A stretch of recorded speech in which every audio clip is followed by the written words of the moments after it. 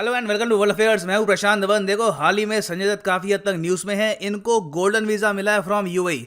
ये एक्चुअली भारत में पहले मेन स्ट्रीम एक्टर है जिनको ये गोल्डन वीजा दिया गया है। यहाँ पे आप देखोगे ये इसकी फोटो है और इस टॉपिक को हर जगह कवर किया गया है, चाहे आप देखो द हिंदू में या फिर इंटरनेशनल मीडिया में। और यहाँ पे आप देखोगे लिखा है कि संजय दत्त बने यूएई के गोल्डन वीजा हासिल करने वाले पहले इंडियन एक्टर। नाउ यहाँ पे आपका क्वेश्चन हो सकता है कि गोल्डन वीजा यूएई का होता क्या है, ये इन्होंने क्यों लॉन्च किया और इसके क्या बेनिफिट्स होते हैं।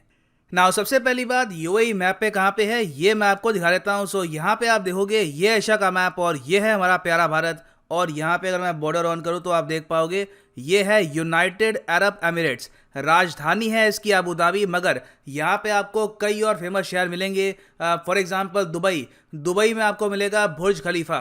बुर्ज खलीफा आपको पता होगा दुनिया का सबसे ऊंचा टावर है। नाउ यूनाइटेड अरब एमिरेट्स और इंडिया के रिलेशन बहुत अच्छे हैं, मगर देखो आने वाले समय में ये चाहते हैं कि भारत का जो टैलेंट है ये लोग अट्रैक्ट करें अपने देश में। उसके लिए इन्होंने लॉन्च करी थी गोल्डन वीजा स्कीम। एक्चुअली ना सिर्फ भारत का टैलेंट, इनका यहाँ पे ऑब्जेक्टिव ये है कि पूरी दुनिया से जो बेहतरीन आर्टिस्ट हैं, जो बेहतरीन साइंटिस्ट हैं, जो बेहतरीन डॉक्टर्स हैं, इनको ये अट्रैक्ट करे अपने देश में।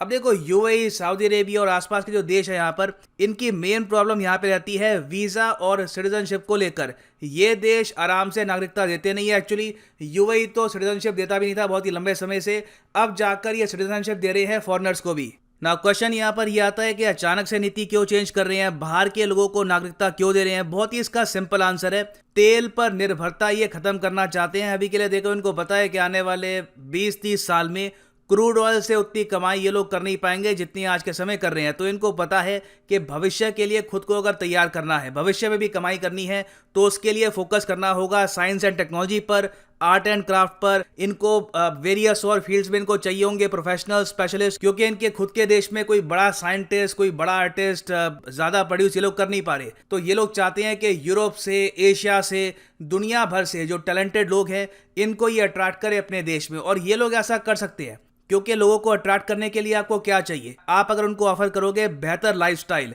शानदार सिटीज, बहुत अच्छी सड़कें, freedom to live their life, तो लोग काफी बार वहां पे माइग्रेट करेंगे। इंडिया में ही आप अगर देखो तो बहुत से लाखों होनहार लोग हैं जिनमें बहुत टैलेंट था, भारत के लिए बहुत कुछ कर सकते थे, मगर उनमें से बहुत सारे लोग यूएस चले गए सिर्फ इसलिए क्योंकि वहां पे उनको पता था कि उनको ज्यादा बेहतर जिंदगी मिलेगी, ज्यादा अच्छी सैलरी मिलेगी। तो ये सब चीजें देखकर ओवर द इयर्स बहुत सारे टैलेंटेड इंडियंस ये भारत से बाहर चले गए। कोई स्वीडन चला गया, कोई यूएस चला गया, कई लोग यूरोप के जो बाकी देश है वहां पर चले गए।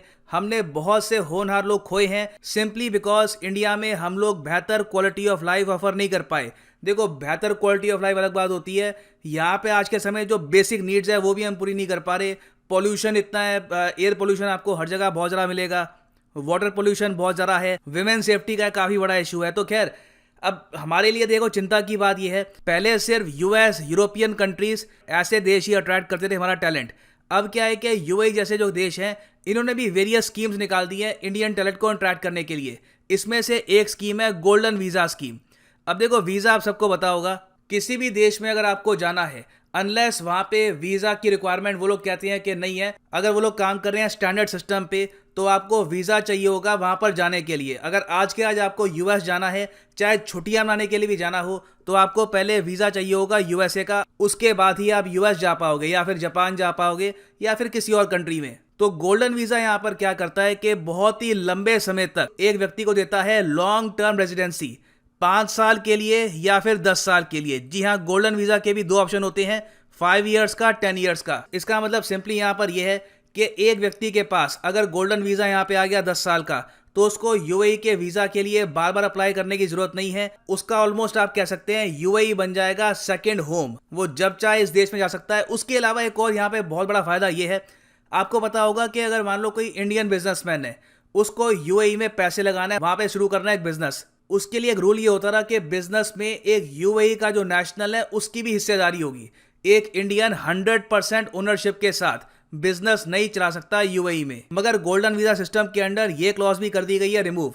अगर एक व्यक्ति को मिलता है गोल्डन वीजा, तो वो 100% ओनरशिप के साथ बिजनेस ऑपरेट कर सकता है विद इन यूएई, जो एक बहुत बड़ा एडवांटेज है। और ये गोल्डन वीजा मिलता कैसे है, ये लोग किसको देते हैं?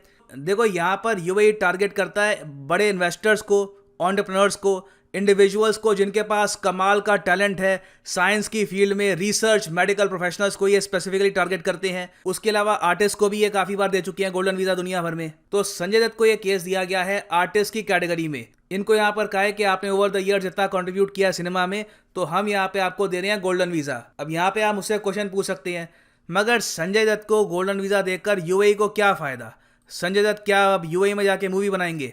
देखिए नहीं, ये जो इन्होंने किया है ये ऑलमोस्ट एक टाइप की एडवर्टीजमेंट है इनके गोल्डन वीज़ा के लिए, क्योंकि संजय दत्त को जब ये वीज़ा देंगे ऑब्वियस ही बात है पूरे भारत में इस पे आर्टिकल छपेंगे, लोग इस पर बात करेंगे और लोगों को बेसिकली पता लगेगा कि गोल्डन वीज़ा भी यूएई का एग्जिस्ट करता है। और फिर यूएई यहाँ पे एक्सपेक्ट कर सकता है कि भारत में जो इनके होनहार साइंटिस्ट हैं, जो आज के समय स्पेस की फील्ड में बहुत सारे इनके साइंटिस्ट हैं, जो इनके यहाँ होनहार डॉक्टर है, हो सकता है कि कल को ये भी अप्लाई करे गोल्डन वीज़ा के लिए और इन लोगों को भी 10 साल के लिए हम एंट्री दे दें यूएई की बिना किसी वीज़ा के। प्लान इनका यहाँ पर यही है। और आज के समय कोई भी व्यक्ति यहाँ पे अप्लाई कर सकता है गोल्डन वीज़ा के लिए। इनका एक स्पेशल इसका पोर्टल है, वेबसाइट है, वहाँ पे जाके एप्लीकेशन आपको देनी होती है।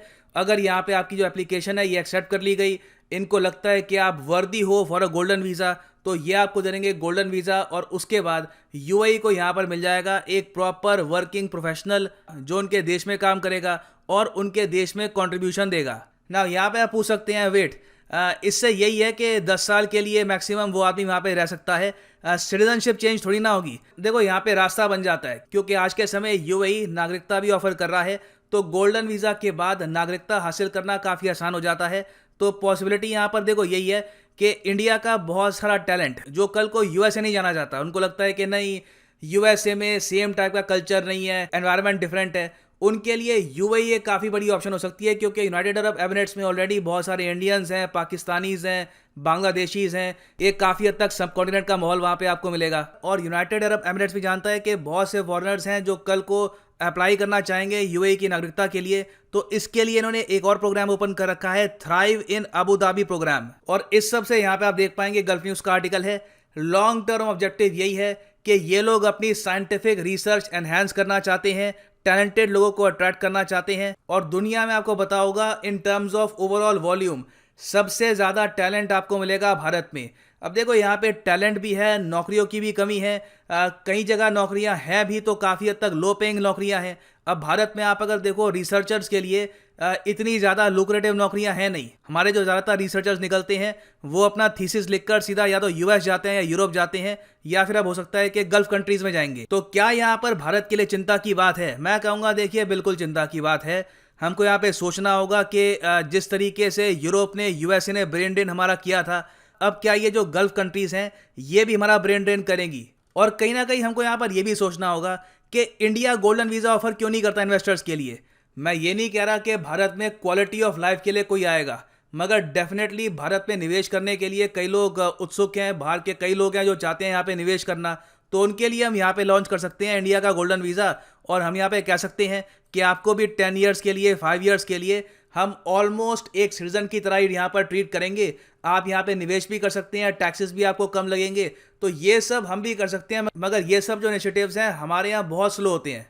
हालांकि मैं आपको ये बता दूं कि 2016 में भारत ने लागू किया था एक सिस्टम जिसके अंडर जो फॉरेनर्स हैं ये भारत में परमानेंट रेजिडेंसी के लिए अप्लाई कर सकते हैं अगर वो 10 करोड़ से ऊपर का निवेश करते हैं भारत में। ठीक है, foreigners investing above ₹10 crore in India will be eligible for citizenship. इनको नागरिकता मिलेगी नहीं, मगर उसके लिए एलिजिबल हो जाएंगे। मेरे हिसाब से देखो ये अमाउंट भी काफ़ी ज़्यादा है, और जो हमारा प्रोग्राम है इन्वेस्टर्स को अट्रैक्ट करने का ये भी इतना अप टू डेट है नहीं। बाकी देश में आप अगर देखोगे, पहली बात तो अमाउंट काफ़ी कम ये लोग चार्ज करते हैं, 10 करोड़ चार्ज नहीं करते। दूसरी बात यहाँ पर यह है कि नागरिकता ज़रा जल्दी मिल जाती है। फिर एक एस्पेक्ट ये भी है कि ये इस चीज़ को प्रमोट भी करते हैं, ये इन प्रोग्राम्स को प्रमोट भी करते हैं। इंडिया के जो ये प्रोग्राम्स है, हमारे जो ये प्रोग्राम है कि हमारे यहाँ निवेश करो, इन्वेस्टमेंट करो भारत में और आपको नागरिकता मिल सकती है, इसको भारत सरकार इतना प्रमोट भी नहीं करती।